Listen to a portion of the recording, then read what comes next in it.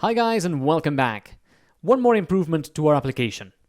At the moment, we've got this whole area in which we can write text.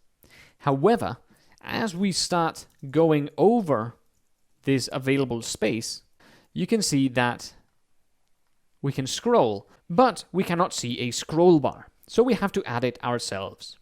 Fortunately, adding a scroll bar is really straightforward. What we have to do is go ahead into the create file function here, and instead of creating just a text area and putting it in the notebook, we are going to create a frame. So we will do container equals ttk.frame, and we will make that a child of the notebook. Then we will say container.pack. Next up, we will put the text area inside this container, and we will tell the text area that the side is going to be left. That is so that it takes up all of the vertical space and gets joined to the container on the left, because the scroll bar is going to go on the right. Next up, we're going to say notebook.add, and we will add the container, and notebook select, and we will select the container.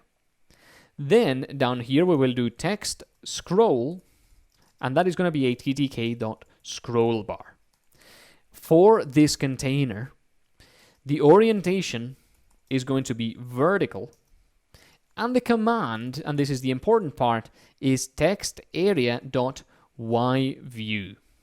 Make sure to not call the yView function, as that is what you can use to modify the y delta of a container.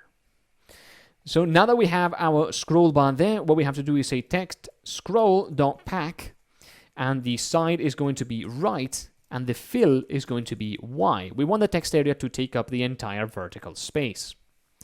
Finally, we will say text area y scroll command, make sure to spell this right, is equal to text underscore scroll dot set. So what happens when you scroll the text area yourself is that is going to move the scroll bar. And similarly, when you move the scroll bar, that is going to move the text area. So these two lines here make each component affect the other. Now, doing this means that we've got a couple of bugs in our program now, because the text area is no longer the sole child of the notebook tab.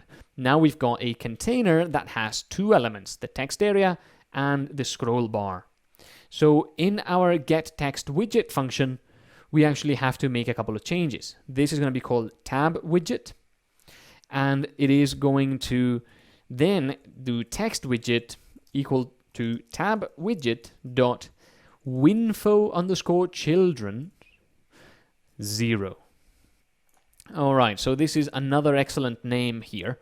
What this does is it goes into the tab widget, which is this frame, and it gets the widget information, and it gets the children of the widget. That is the frame, that is the text area and the scroll bar, and it gets the first one, which is the text area. Then down here, when we do confirm quit, we have to do the same thing.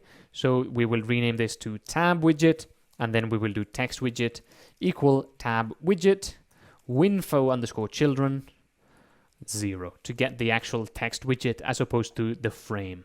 All right, now that we've got that, we can press play, and you will see a slight difference. We do have a scroll bar here on the right, and as we do type hello world and we make it scroll, you can see that a scroll bar appears down here.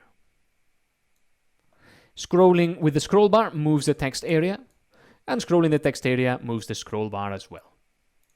That's it for this video. Thank you for joining me, and I'll see you next time.